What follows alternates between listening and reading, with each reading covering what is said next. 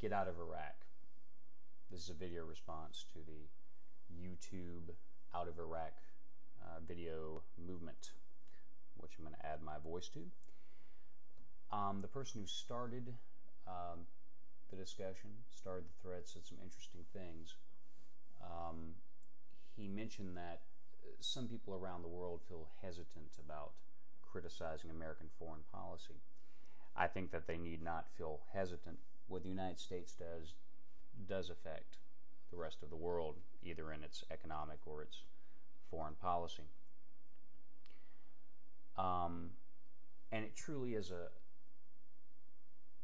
it is democracy in its truest form when we come together from whatever nation and say that we oppose something or support something. I think that in a very real sense, we are currently facing a conflict between people who follow reason and science and people who follow superstition. In the United States, our politicians are superstitious.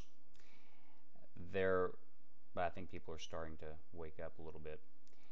And there are some cogent, reasonable critiques to this current war. One of them is Peter W. Galbraith's The End of Iraq, which is an excellent book. I'll read just a quick excerpt from the publisher's blurb in the back.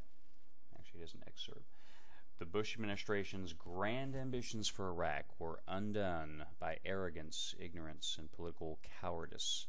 In not preparing for the collapse of law and order, the administration ignored the warnings of experts and of Iraqis, and seemed to assume that Iraq's police and bureaucrats would report for work the day Saddam fell. This coincided with its unwillingness to take the politically difficult decision to deploy sufficient troops and to give those it did send responsibility for maintaining law and order. I'm sure we all remember the looting of the History Museum at the same time that the United States military forces were protecting the Ministry of Oil building, and so on. While attempting a breathtakingly bold effort at nation building, the administration relied on the judgments of inexperienced and unqualified staff instead of those who actually knew something about the country.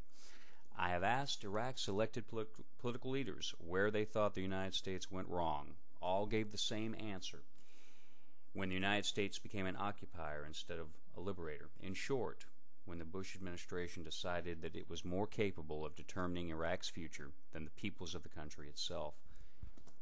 I think that's true. Out of Iraq.